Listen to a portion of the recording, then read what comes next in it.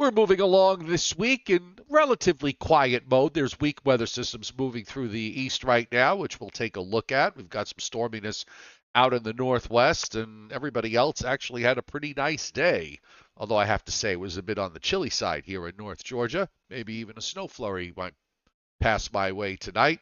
Really? Yeah, it's not impossible. And looking ahead, looks like we've got what's going to be a pretty powerful storm that's going to be heading from the southern plains to the Great Lakes, and we may just blow away here on Sunday with strong winds and heavy rains. We will, of course, talk about this in such incredible detail that you will all be left shocked and stunned.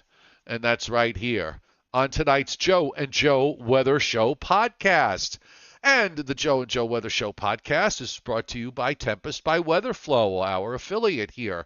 To get the revolutionary Tempest weather system, and you too can join the fastest growing observing weather network on the planet. It's easy to install, and you use your mobile device to keep track of all sorts of weather data and even keeps an endless history. The link is pinned to the top of the chat board. It's also on the descriptor to this video. Use the coupon code I want a weather station, because deep down inside you do. You'll get 10 big % off, Joe. yes, and with the holidays coming, it makes a wonderful gift for weather enthusiasts Absolutely. of all ages, sizes, and sexes. If you're into weather, it's a good thing to have. All right. Here we are on a Tuesday, in what is mostly the only way I really could sort of describe this week is just that it's quiet. I mean, we're dealing with clouds, yes. There's a weak weather system coming through, yes. Might there be the odd rain shower or snow flurry? I suppose. But the attention in my mind, Joe, I think really starts to now turn to the weekend, because we've got this, this energy that's coming into the Pacific Northwest is going to form a low in the southern plains. It's going to run to the Great Lakes, and the gradient is going to get pretty tight here Sunday afternoon into Sunday night. And I think there also will be a fairly decent band of rain that's going to move through as well. So that's really front and center. With as far as the weather is concerned going forward. It looks, Joe, like, again, a couple of chilly days, seasonably cold, let's call it that, here in the tri-state area. And then as we get on into Friday and into the weekend, a big warm-up. In fact, I think temperatures on Friday will jump 10 degrees from where they will be on Thursday, and we'll probably find temperatures in the mid or at least the low 50s on Saturday, maybe upper 50s to near 60. But again, as you just noted at the start of the show, we may also have to deal with some significant rainfall to go along with those milder temperatures for these. It's good to see all of you joining on an almost nightly basis. We'll give some folks take a night or two off here and there, but you and I are on here Sunday through Thursday at 7:35 p.m. and the occasional Friday and Saturday when there's a storm looming in the back, around, and we'll let you know if we're going to do something extra. Make sure you subscribe to my YouTube channel and turn your notifications on so that you don't miss the Joe and Joe Weather Show, because we're here. You might as well spend some time with us, because we're nice people. We really are. And Yes. and of course, there are those that are always lurking in the background, Joe. There's a lot of, one of these days I'm going to out a few people here that are lurking in the background. Well, we do know that we have more than our fair share of watching who are not specifically on the chat board, but we welcome all of you lurkers out there, whoever you might be. Banging the tip jar is Ken Musillo. Thank you, Ken. Most appreciated. First one of the night. And I guess we could get going. So, we're getting, here we are at December 5th, okay? And I'm going to see if I can find a snow cover map, because it's kind of subpar across the United States. So I know for you snow lovers out there, don't feel so bad, because unless you reside on some mountaintop somewhere in the Sierra Nevadas or even better the Cascades, you really aren't seeing very much as far as snow is concerned. Or perhaps you're watching us from the great state of Maine because they've been doing a bit better from that respect. But there's not a whole lot of snow cover on the ground, at least so far. And I've got the watches and warnings map up mainly because and you have to sort of look really, really hard. But there are two stripes, one in eastern West Virginia, elevation driven, and one in western North Carolina that goes almost, but not quite down to the New Jersey, the Georgia state line where we have winter weather advisories that are in effect. And again, these will be elevation driven as far as snows are concerned. I'm just kind of curious. I'm going to just pop up one of these just to see what they're saying. This is from the Greenville Spartanburg Weather Service office, where they have advisories up. Now, Joe, this includes the cities of Ingalls, Banner, Elk, and Newland. Okay. Snow expected, total snow accumulations of up to 2 inches, with 4 inches in higher elevations, and winds gusting to 40 miles per hour at times from 10 p.m. tonight to 4 p.m. on Wednesday. So that's what they're doing. I'm trying to see if there's anybody closer to me. I'm not that far from Andrews. I'll check this county here. This is Knoxville Airport right now, which is 50, but that's the nearest observing station for this particular spot, which they don't really. Yeah, I mean this is the airport observation, and Knoxville's way on the other side of this. So they're going for here 3 to 4 tonight. They don't mention elevation. They pull up the advisory here. So this is above 3,500 feet, and this includes the Madison, Yancey, Mitchell, Swain, Haywood, Graham, and it also includes the city of Faust. All right. I mean, I'm sure all those towns are now glued to the Joe and Joe Weather Show about this. But this is where they're going for 2 to 3 at elevations above 3,500 feet. The highest elevations in the Smokies could see 6 to 8 inches, with winds gusting as high as 40 miles per hour tomorrow morning. Now you're looking at specific areas of the country. I just want to point out that to date now, this according to Weather Trends 360, if you're saying to yourself, boy, it seems like we're not doing all that well in the snow department. Well, season to date, U.S. snowfall is trending 38% less than last year, 32% below average, and the 9th least in the past 38 years. Now, as you just pointed out, there's some significant snowfall occurring now in places that we did add some heavier snow over the past week to the Central Plains in Oklahoma and Kansas, and more up in New England, most notably Maine, and even the high summits above 13,000 feet in Hawaii are getting heavy snow. But again, overall, for the entire U.S., 9th least amount of snow in the last 38 years, 32% below average, and compared to this time last year, 38% less snow than this time last year. Oh, so we need to catch up. Snow lovers are. If you're suffering with other snow lovers around the country. It's just it's just not been a pattern that's been conducive to widespread snowfalls anywhere. And Joe, we've got a breaking news bulletin here on the chat board. PP Face 12, okay. Says that he's got flurries coming down now in northeastern Pennsylvania. Not expecting anything crazy. Correct. Don't expect anything crazy. Thank you, PP Face. Well, yeah. Well, I'm wondering the 12 because if it's PP Face 12, Yeah. Does that mean there's PP face 1 through 11? And I 12 don't know. and 12 was the only one that was, the next one Or, available? or was this maybe a former colleague of ours at at News 12? And I'm sure that if Well, you who would we attribute no, the name? I have no clue. Well, oh God, I have to say I do love I do love it when people use like these original identifiers.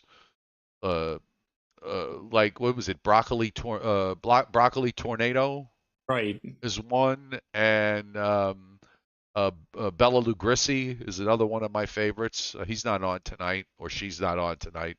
Um, yes, I do admire the originality of it all. We do have, by the way, some winter weather advisories up in northeastern Nevada and the Sierra Nevadas of California, in some of the counties in southern Oregon and northwestern California as well. Flood advisories because they've been getting a lot of rain. There's avalanche warnings up in northwestern Montana and a few counties in north central Colorado into southeast Wyoming showing up with some high wind warnings. But the rest, Chuck Cardillo also wants to let us all know that he has light snow falling right now in the western Catskills, while it's snowing according to PP Phase 12 in parts of northeastern Pennsylvania. well, then we got the Catskills and the Poconos covered, I guess. Yes, yes. All right. Well, you look at the satellite. I mean, you sort of have this really disjointed looking upper air disturbance that's moving along, and that's going to force a low to develop off the North Carolina coast tonight. You can sort of see the beginnings of the clouds that are out that way, but this is all going to carry out to the east and stay pretty weak. And yeah, I covered for the slight chance that there could be a stray rain or snow shower because the radar echoes are there, and you never know when something's going to hit the ground. So, clearly a few people on the chat board have verified that part of the forecast, I guess, but not a whole lot happening. There's clouds from some subtropical moisture that's streaming out of the Pacific into the Gulf of Mexico and right along the immediate Gulf Coast, but that's not really producing much of anything. And then we've got Pacific moisture that continues to just stream. I saw the phrase atmospheric river used yesterday again. Okay, well, I mean, I guess that is now the new thing to use that terminology. I mean, I used to use, jet stream, but I guess they like atmospheric river much better. They being the news media. I guess. It's catchy. It is. It is. Oh, we got a nice crowd tonight. We've got over 230 viewers on it and 50 likes already. So if you like the show, hit the like button because Joe and I love it when we go over 100 likes. Scott Briller, the chairman, hits super chat. He says, how rare is a big snowstorm in New York City since 1869? There have been 13, count them, 13 of snowstorms of at least 10 inches, the last one coming in 2020. So let's see. So that's 3, 10, 15 decades, right? No, 14, 16 decades. I'm sorry. Wait. 70 to 80, 80 to 90, 90 to 2000. That's 3. 10 decades in the 2000s. That's 13. I've got a calculator, Joe. 15. That averages out to 1 10-inch snowfall in December every 11.8. We'll round it off. About every 12 years in New York City in December, you get a snowstorm of 10 inches or more on average, if you want to play this out. And there was one. Let's see if I got the date right. Let me see if I can pull it up. WBC, where's that Zoom map of mine? Here it is. Let's go back to, this is Tuesday, December the 5th, 2023. So let's go back 20 years ago. 2003, I think it was. And it's the 5th. There it is, Joe. I got the surface map, and this wound up being a fairly big snow producer, particularly for inland spots. Um, Parts of I-81 got hammered, and there you've got it, a weak primary low sitting in southeastern Ohio, a secondary that formed off the Delaware coast, and then as we move along, that secondary deepened, and I see moderate snows. Moderate snow on whatever that observation is in northeast Jersey. It's got to be Newark, I'm guessing, with temperatures in the 20s. Wasn't this a two-parter?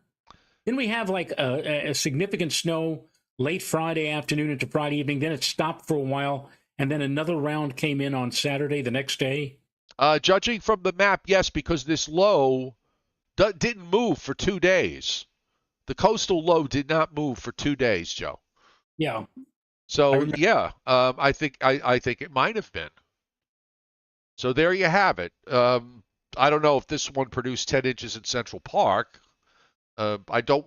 I do remember some December snowstorms in the early 2000s that produced some sizable snowfalls on Long Island. But my memory fails me if this was one of them that was a 10-inch pluser. But I'm sure uh, it did pretty well. I could Uh, I could tell you one thing, Joe. I remember from my snap memory. I remember first of all, I had to work both Friday and that Saturday. They put us up in a hotel on Friday night, and I remember when I got home finally, late Friday evening. I remember Rob Eisenson came in during the day Saturday, and I was able to get out and dig my car out. I was able to get home by about 9:30, 10 o'clock. You were on Pix 11 that night, talking about this amazing oh, I was. snow. Oh yeah, you were. Well, I certainly was on that Saturday. I don't know if I was on that Friday. No, I think the gas bag was.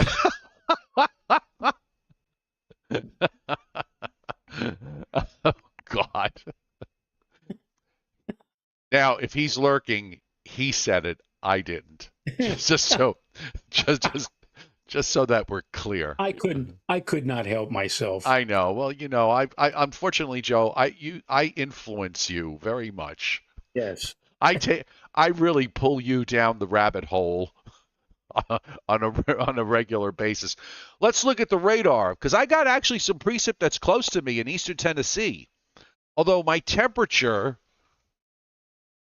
is, boy, I took a big drop here because I was like an hour ago I was 47. I'm 38 now. So these I'm gonna keep my eye open tonight to see if we get a few flurries because there is some patchy stuff in central and eastern Tennessee, and some of this is definitely reaching the ground. And also in West Virginia, we've got a couple of strands here that probably reaching the ground and accumulating maybe in some of the higher elevation areas. And we've got some rain showers in the mix too in parts of southern Ohio. I think a lot of what you see in southern Pennsylvania and northern Virginia into Maryland and down and over the Delmarva Peninsula and these patchy areas, probably most of that is Virga. Although I can sort of see the area that Peepee Face is getting into here because there's a nice looking patch here just west of I-81. So I'm guessing maybe that's where he is. Yeah. And Chuck Cardillo is sitting in some stuff too that is coming down where he is in the Catskills. The clouds in the Gulf states, again, not doing very much precip-wise. There's some radar echo south of Brownsville on the Mexico side, and the moisture keeps pouring into the Pacific Northwest with more heavy rains right now going on in Seattle and Tacoma, Olympia, all those places. Elevated areas picking up some snow. And speaking of snow, this is what they're forecasting here on the digital forecast from the Weather Service. And they're actually now, because I guess there might be a little bit of lake effect going on for later tonight or tomorrow, because they've got a general dusting of about 1 to 2 inches or so, and even a couple of threes in parts of western and southwestern New York, and coating to an inch, pushing up through a good chunk of upstate New York, and also into Pennsylvania, coating to an inch. And then you see some darker shades of blue representing 2, 3, and 4 inches going down through West Virginia, and then you've got this patchy area in western North Carolina. You have to sort of really zoom in somewhere between Knoxville and Greenville. Actually, I drove on this road on Sunday. Was I-26 from Tennessee into North Carolina, and you go up quite high on that interstate. So I imagine that interstate tonight is probably going to see some snow showers, and that area is also under a winter weather advisory as well. Aren't you glad you're not on that road tonight? Yes, I am. I have Robert, four-wheel drive, but I don't know, I don't know that anybody else does, but I do. Robert Hill on the chat board a little confused here because he writes any updates on what Bill Goodman of Weather Trends 360 on El Nino and changes to winter outlook. Happy Wednesday. Well, first of all, it's Tuesday, not Wednesday. Secondly, Bill Goodman is not with Weather Trends 360. Bill Goodman is with the National Weather Service here in New York. He's thinking of Bill Kirk, which likes to refer to himself as Captain Bill Kirk, at Weather Trends 360. And here's what here's what Bill Kirk wrote. Actually, he posted a diagram, a graphic, which I put on my Facebook pages, and it's showing the polar vortex. El Nino looks to be near peak with a gradual weakening trend through the rest of the winter. We're not even into winter yet, but when we get into winter, we're looking at a weakening El Nino and even La Nina-like conditions returning by the summer of 2024. This will create a very volatile weather cycle in 2024. The atmosphere does appear as if though it is finally responding to the warm waters in the equatorial Pacific Ocean, creating a wetter northern hemisphere pattern. Now, the polar vortex, we've been talking about this for the past few nights, is relatively strong. That's keeping the Arctic air bottled up across Eastern Europe and much of southern Siberia. It is likely, however, to weaken in late December, and that will allow for colder weather to invade North America. The World 2-week outlook from December 3 to December 16 shows very cold air over Siberia, but North America is, by the standards of December, relatively warm. And I wrote, enjoy it while it lasts. That cold air in Siberia likely to head our way either around Christmas or New Year's. Now, I wrote that. I tried to write this in a style easy for most everybody to understand.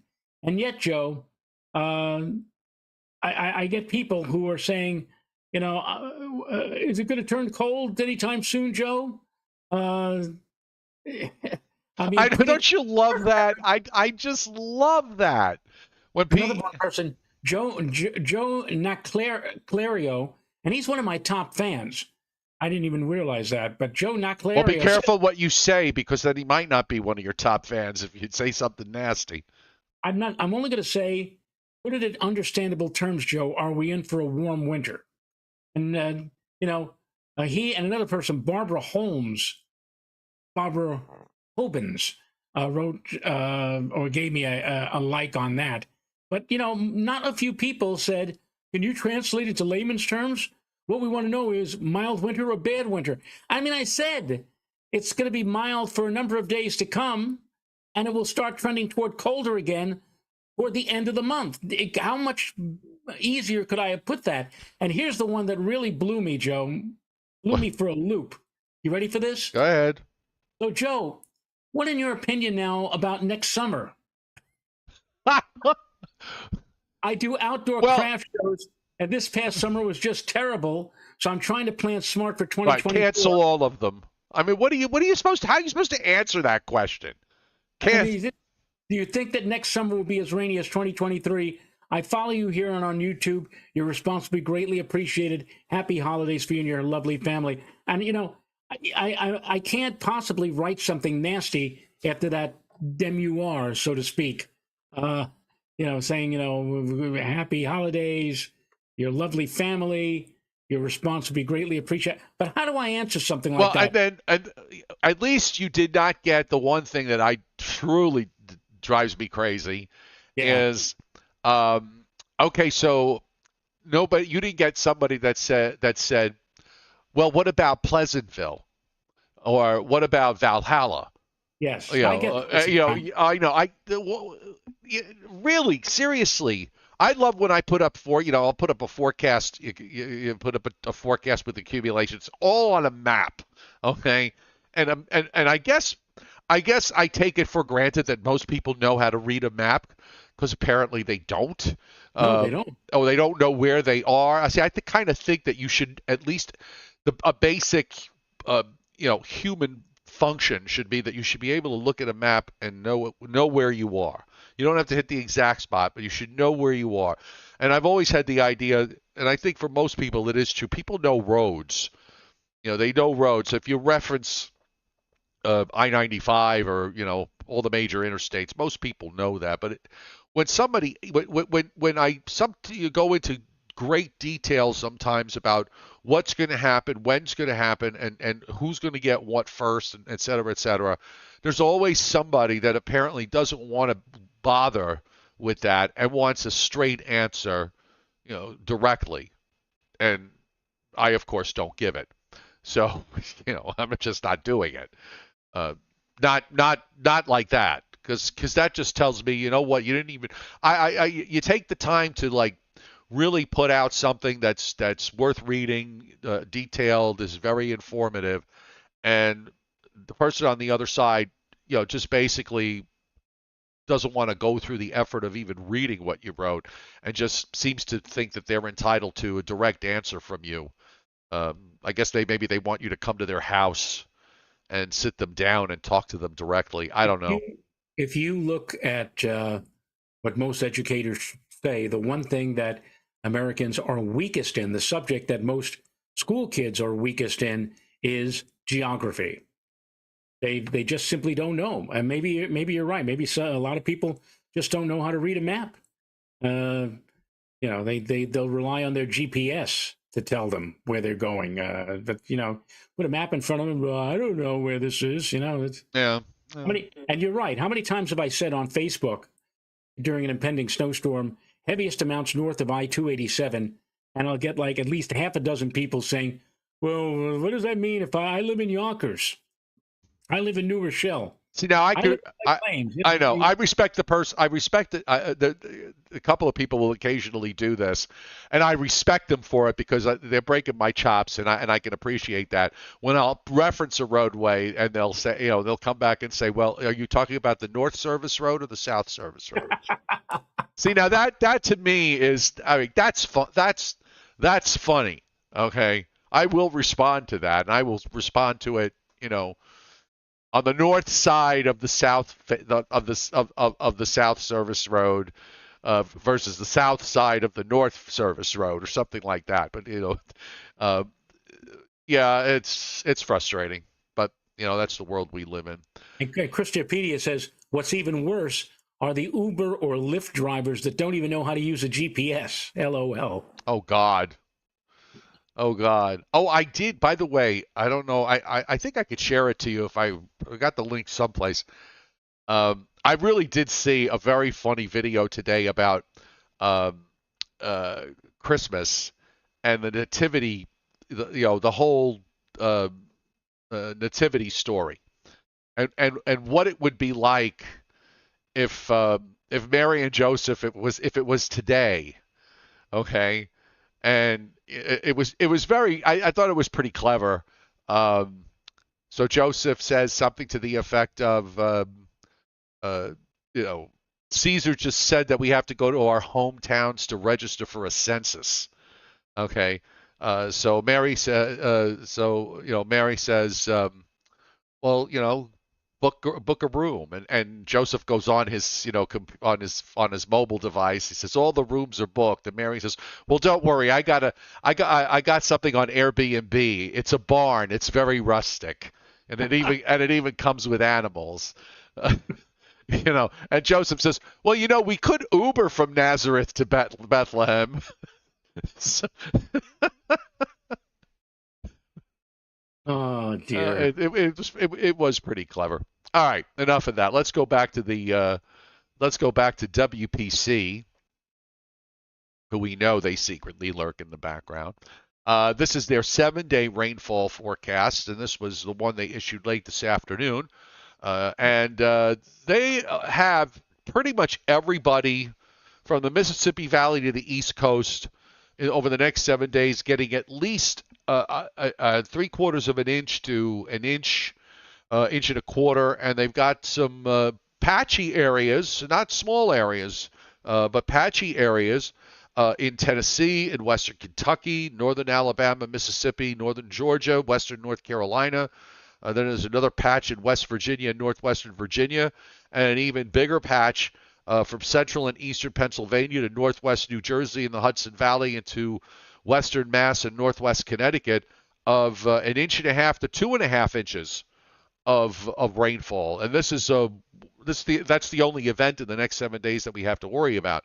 So it's a fairly sizable area of rain, and certainly for the areas of the Gulf states that are still trying to get this drought undroughted, um, anything is a positive. So at least they'll it should be enough to soak in, which is good. And then you can see the clobbering in the Pacific Northwest continues with several to many inches from northwestern California all the way up the coast into Washington State. Also some heavy precip up in northern Idaho and into northwestern Montana, and some patches up in western Wyoming, and also 1/4 to a 1/2 inch with some 1/2 to 3/4 amounts in parts of central Colorado. So kind of a wettish look over the next 7 days, but certainly what you see in the east is just this one system. And Joe, the whole idea was that after this goes by, next week looks like this week in a way. It'll just be dry and let's call it seasonably cold. I didn't see anything in the long range that would say otherwise.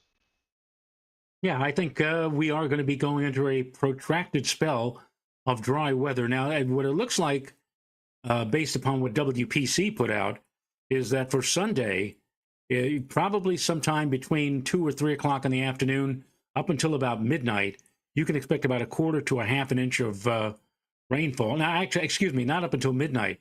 About 2 or 3 in the afternoon to about 7 in the evening, about a 1/2 inch to maybe, in some cases, an inch of rain, and then an additional inch or inch and a half on top of that through the balance of Sunday night into early Monday morning. So Sunday night looks like to be a very wet night. And again, it will be getting progressively wetter from early to mid-afternoon on Sunday on into Sunday night. You may actually even wake up on Sunday morning, if you're lucky, and see a little bit of dim sun. But very quickly, the clouds will increase out ahead of that next system approaching from the west and south, the storm moving up into the Great Lakes area and pushing a lot of moisture our way in the form of showery rains. Some of it could be heavy. And who knows? There might even be a rumble or two of thunder as well. Yeah, I was thinking the same thing as far as potential that there might be a thunderstorm in the mix. The upper trough that's in the east now, it's this positively tilted trough and runs from Quebec all the way down to just east of New Orleans. It's it's not really supportive of anything coming up the coast because this low is pretty much caught in a west-southwest flow off the eastern seaboard that goes all the way out to the middle of the Atlantic. So that's got no place to go but east. But it does drag down some colder air for tomorrow, and particularly tomorrow night into Thursday morning. I think Thursday morning will probably be in the 20s everywhere. And then the system that is off the Pacific West Coast here, you get this jet that's coming in to the northwest, so you get waves of rain. Well, some of that energy is going to break away and find its way into the Rockies and then down in the southern plains as we get to Saturday. And you can see the trough there that is up and down the Mississippi Valley. And in fact, when we get to Sunday morning, the trough axis has already gone neutral. So whenever you see something like that, that's usually a sign that you're going to be dealing with some sort of a powerhouse system. And of course, we've got this strong southerly flow running up the eastern seaboard all the way up into eastern Canada. And the trough is already lifting up and around. So we're going to have one of these negatively tilted arms. And you see it there. So that's a fairly sizable chunk of energy here that's going to be interacting with the southerly flow along the eastern seaboard. The gradient's going to get tight. We're going to get wind. We're going to get rain. And we'll go to the surface map in a bit. But once that trough lifts out, another upper low and trough move through for next week in the Great Lakes and southern Canada. I think all that really does is just maybe we get some colder air behind this system, and then a little bit of a reinforcement maybe around midweek. And then as we move along toward the end of next week, there's some kind of cutoff low that drops down in Missouri and into the Virginia, North Carolina area. And of course, there's no cold air, and the model really amplifies this upper low in eastern Virginia and North Carolina. Now, this could be the kind of thing where it's a top-down situation because it's so cold aloft that, if this look were to verify, and I don't know that it's going to, but if it's, wrapped up cutoff like that, there would probably be some do-it-yourself cold air for the Central Appalachians. So we'll see if that winds up being an issue. Then there's another trough that comes into the West Coast next weekend. Not this one coming up, but the weekend of the 18th, 19th. And then gradually as we move toward Christmas, we do see the models trying to get to a colder look. I mean, it doesn't really look much different than the pattern we're seeing right now, but it's a process, folks. Sometimes it's a very grinding process. But I still go back to what I've been saying about the fact that it does look different than last year. The Pacific is different than last year. I mean, unless that suddenly becomes, a fire hose, we're just going to have to. Winter weather lovers are just going to have to exercise a bit of patience, and we know how patient they are. Absolutely. Yeah, it's the world, as I said last night. We're living in the world of instant gratification. Everybody just expects that, okay, here it comes. Here comes the snowstorm. Here comes the cold weather. It'll come, but I don't think it'll come instantaneously. As I said, take advantage of these relatively mild days ahead. And by the way, I was kind of semi-cursing this past weekend because I didn't have a chance to get any of the outdoor Christmas decorations, any of the lights up. Well, you better do it Saturday. This Saturday, most definitely. This Saturday looks like a day, I think, where we're just going to see sunshine veiled by high clouds and temperatures once again getting up into the mid-50s in many locations. So that's good. As long as there's not much wind, I cannot for the life of me stand the wind. Tomorrow, for example, we're going to have a gusty breeze. We'll have winds in the afternoon tomorrow, maybe 25, even 30 miles an hour at times. Combine that with temperatures tomorrow that may not get out of the 30s. No, I'm not going up on a ladder tomorrow with those kind of conditions. It's still going to be quite cold on Thursday. But Friday, as I said, big warm-up on Friday. We jump 10 degrees into the upper 40s. And Saturday is the day. Saturday is the day when we could do a lot of outdoor activity. Even do it on Friday. We have these rope lights, Joe, and we like to put the rope lights on our light fixtures, our light poles that are down the driveway. So we'll probably do that on Friday. And then maybe even get, Frosty and Santa Claus into the ground with his reindeer and the sleigh. Oh, God. Every year Renata finds another thing to put outside, it seems to me. And I'm just happy. We were watching a show the other night on ABC, The Great Christmas Light Fight. I don't know if you saw this, Joe. I mean, one guy, for example, literally had his entire house in lights. I mean, every square foot of his house, the front of his house, had lights on it. But the winner was a guy who was making decorations, spelling out words like Merry Christmas in the sky, using God knows how many drones above his house. I said to Renata, some people just have, they have more time on their hands to know what to do with. Yeah, well, that's quite true. No doubt. I'm a minimalist.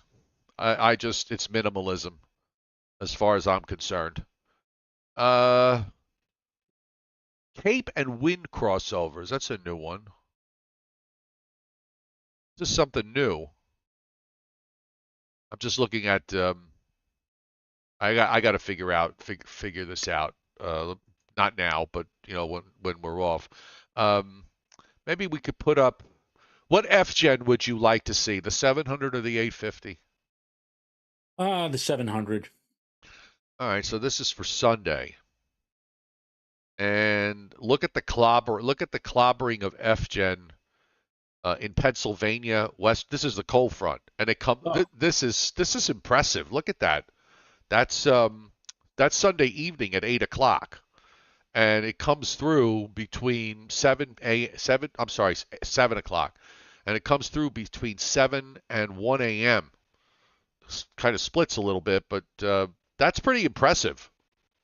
I just hope the winds are not to the degree where, we lose power, which my power company has this tendency to do just that in situations like this. And for the third year in a row, ladies and gentlemen, if you ever come visit me in Putnam Valley, you'll be scratching your head and saying, "Is there something wrong with the trees? They look like they have some kind of a disease on them," because a number of them immediately adjacent to the roads have these red spots. And what those red spots are is, I don't know if it's the local municipality of Putnam Valley or whether or not it's Putnam County who does this, but they spray red dots on trees that are immediately adjacent to power lines, and they have the intention of cutting those trees down, so this way the trees don't fall on the power lines and lead to power outages. The thing is, they've done this now 3 years in a row. I remember in October, and there are a number of trees on my property, Joe, that have that red blob on them or red dot to indicate that that's a tree that's going to have to go. And when they were doing this in October, I walked up to one of the guys who was spraying the trees. I said, "So when do you expect to do this?" He said, "Oh, we're going to do it in November." And I said, "No, you're not." And the guy looked at me like surprised. He said, "What do you mean?" He says, "You've been here for the last couple of years. You keep spraying the trees. You keep saying we're going to come and cut the trees down. You never do. And the trees just keep getting taller and become more of a threat to fall on the power lines." And the guy insisted. He says, "Well, that may have been other years, but we're going to do it. We're most definitely going to be here, and we're going to cut them down in November. And You'll get word of that." Here we are now into early December. The trees are still there, and I doubt very much if we're going to see anybody cut them down well, now that Joe, we're he getting said deep he in said winter. he said November. He didn't tell you the year. Oh yeah, there you go. You should have That's asked. Yeah, this is your fault. You should have asked for the year. right. Okay. Scott Briller bangs the tip jar a second time and points out that December 2003 snowstorm in New York City produced 14 inches. So Wow. so there. And by the way, I did pull up SPC. I'm sorry, SPC on their long range because this will be a severe weather producer.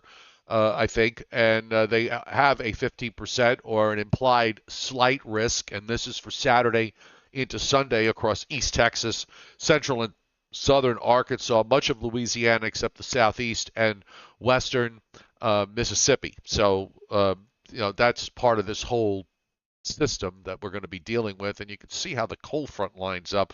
I mean, getting there, obviously, there's no issues. The system overnight, you can see the scattered precip just sort of falls. It's so, just blotchy and falls apart. The low is way offshore.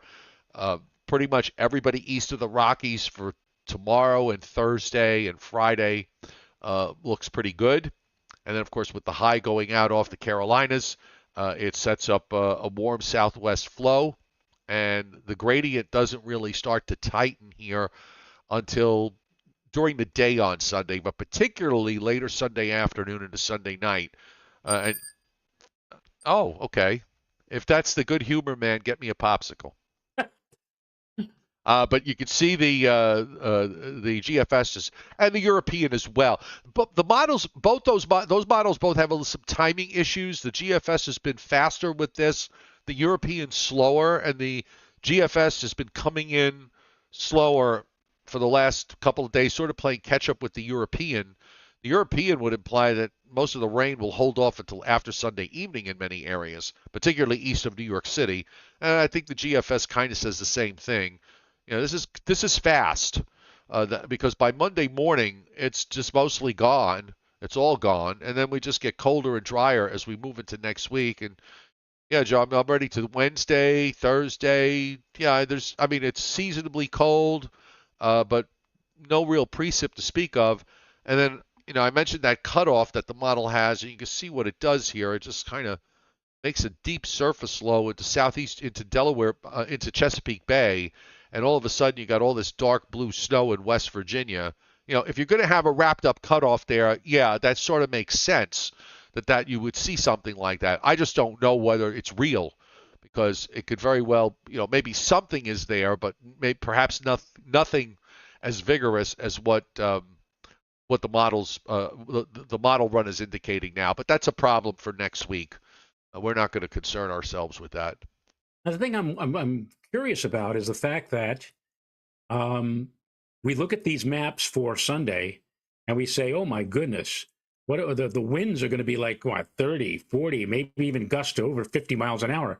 But then I look at the tabular GFSX. This is the extended GFS MOS guidance, which give you wind speeds.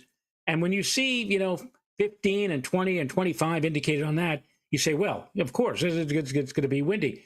Look at this. For Sunday, early Sunday, they have 3, not 30, 3 for, I guess that's knots, wind speeds.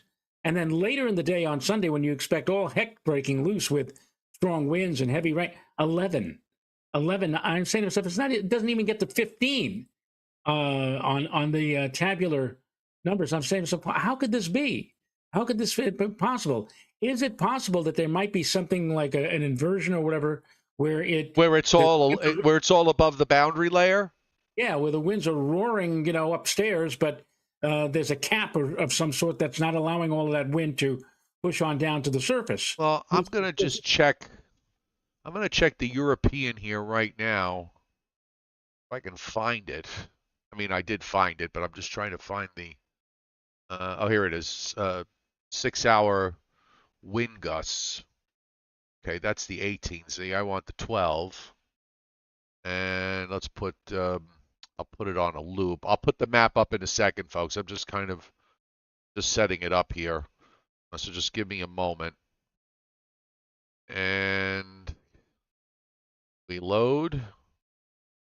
We can. All right, so here's what the European has. Oh, God, are you ready for this? Okay. All right, so this is 7 p.m. Sunday night. I'm going to put it on the screen. And this is courtesy of Pivotal Weather. And there you have it.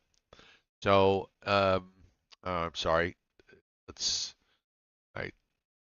1 a.m. Okay. So this is at 7 p.m., Joe. These are wind gusts, okay? Yonkers 27, New York City 29, Brentwood 26, Long Branch 31, Toms River 30, Trenton 28, Philadelphia 30, Wilmington 38, Scranton 33, Poughkeepsie 24, but no, Joe, Middletown 19, okay? And now we'll go to 1 a.m.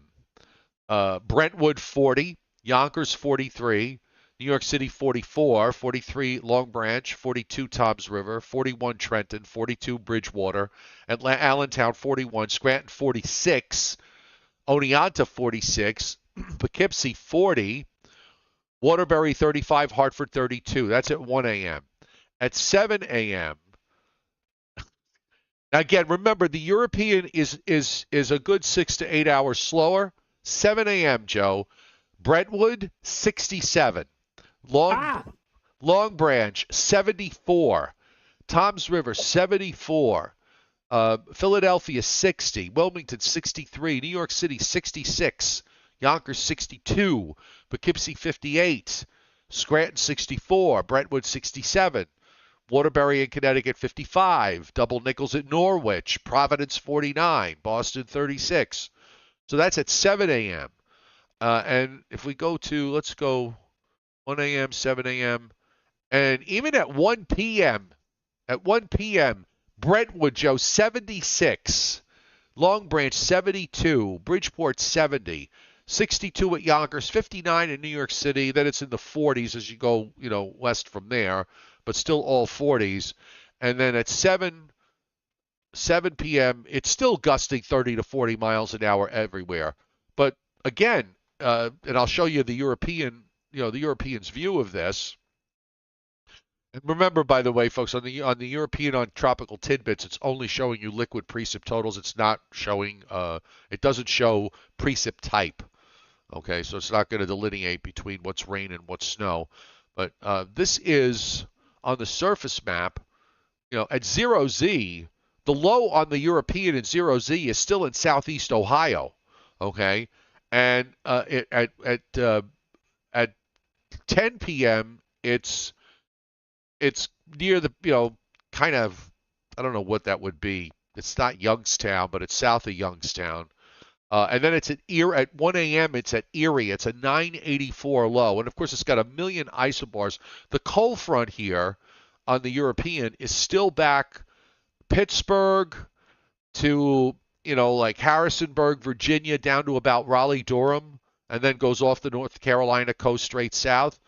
And we're still the front is still not through here at 12Z Monday, and it's got a 78 low north of Lake Ontario. It's not until after 7 a.m. Monday that the front goes by. So, again, it's a good 6 to 8 hours slower. So the European clearly is not having mixing issues like the GFS is. No, we'll see. Well, there's a huge difference between 15 miles an hour and 75.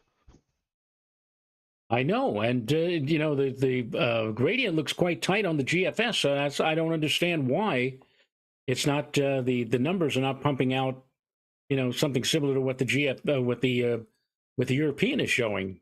Yeah, I'm just going to check one more thing, and then we could do some Briller Jeopardy here. So I got the GFS back up. Just going to pull a sounding up to see if we can get a clue here. Yeah, I mean, down below 1,000 millibars, Joe, it's got a south wind at like 20. But once you go above, once you go above the boundary layer, so once you go above 925 millibars, then it's Right. like 50 to 60, 50, 60, 70, 80 knots going all the way up. Right. Yeah, I mean, at 850, the GFS has got a 50, 60, 70, looks like 75 knots at 850. Remind me not to take the Cessna out to about 5,000 feet on Sunday night. You know what? I don't. It's not like we're coming into a situation where we've got a high to the north and a warm front coming up. Where the low levels, sometimes the warm front goes by aloft but doesn't come. The low levels don't get scoured out. It's not that kind of a situation. So I'm with you on this. I'm struggling to figure out why the GFS is not is not mixing the way the other models are. And I don't understand Joe Gaffney's message to me on the chat board. He says the cartoon The Boy Scout Jamboree, Flintstones. Yes. If you're ever in Bedrock, come and visit. If you what? If you're ever in Bedrock, come and visit. I remember that Boy Scout Jamboree episode. I remember that. They sang the Boy Scout song in like several different languages. Yes, they did. I remember they told Wilma and Betty, the Boy Scouts did, what they wanted for breakfast, lunch, and dinner was the same thing: hot dogs and Bronto burgers. And I think it was Betty who said, "Don't you get tired of that stuff?" And one of the kids said, "Nah, we thrive on it." All right, let's go. Briller Jeopardy. Are you ready, everybody? Because we're doing New York City extremes tonight. Okay. The highest temperature in the month of December ever. In New York City? Yes. I think that was just, about 5 or 7 years. I think it was 2015. We had like something ridiculous, like 73 degrees around Christmas Eve. Yes, but that was not the highest for the month. Really? Yes. You've been higher than that? Even higher. Wow. Fled Weather says 74. So does Michael Azara. But Craig Carlberg and Scott NYC get it, Joe. 75, which was set on December 7th, 1998. Oh, okay. 1998. The Was that low, an El Nino year? I think that was an El Nino year, I think so too. 1998. What was the lowest temperature ever in the month of December? Oh, dear me. Did we ever drop? I'm sure we did drop below zero at one time at Central Park, and it was probably back in the late 19th century. I'll say something. I'll say minus 5 degrees. -5, not even close. Chris Alley is very close though, and so is Fledweather at -14. Um, I don't remember. Don't forget now. Minus 15 is the record at Central Park. right. Pat BFD -11. Robert Lomanicki is at -15. Donald Colgan gets it. Donald Colgan gets it at -13, Joe, in 1917. Wow. Okay, the record cold maximum. In other words, the lowest high. The lowest high. I don't know. How about 17? Now remember, it was -13, Joe, in the morning. In back in that morning in 1917. So you're too high. Bobby Whitaker is very close with a single one. Lead Weather said 6. Tyler Fenga says 9. They're all too high. Chuck Cardillo and Robert Lomanicki nail it at 2. 2 was the high.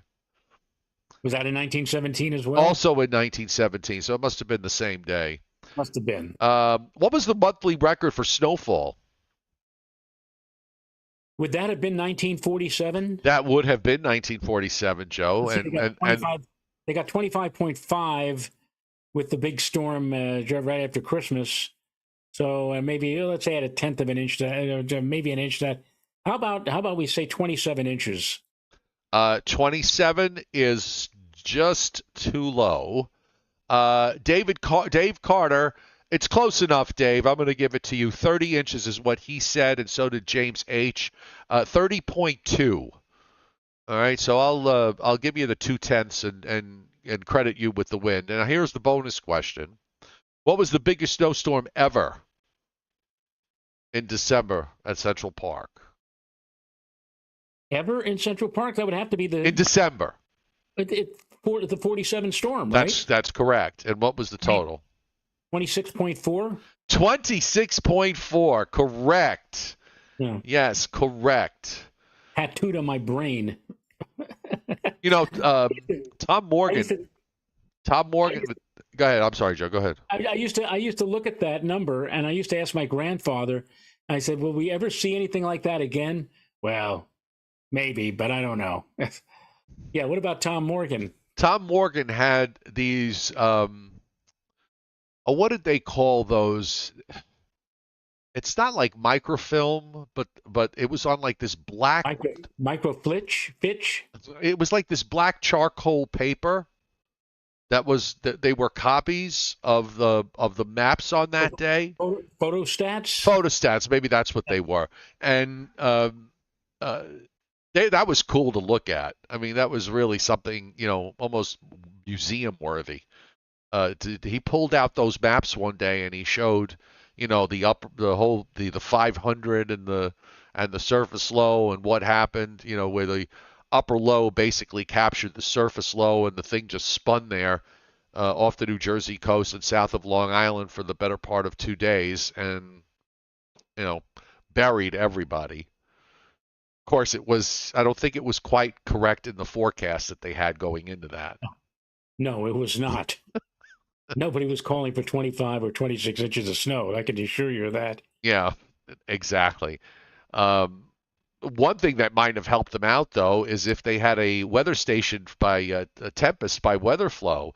Get the revolutionary Tempest weather system, and you could be part of the largest, fastest growing observing weather network on the planet.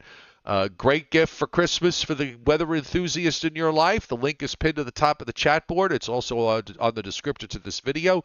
Use the coupon code IWANTAWEATHERSTATION, and if you do, you will get 10 big % off. Yes. And Tempest is an affiliate of the Joe and Joe Weather Show, and we appreciate that very much. Yes.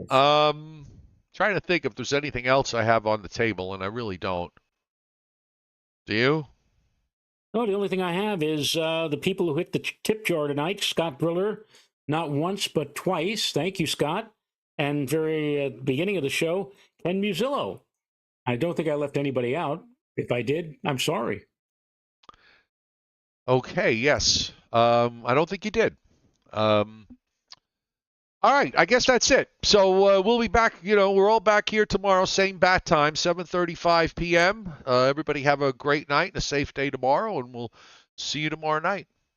Nighty night. Nighty night, folks.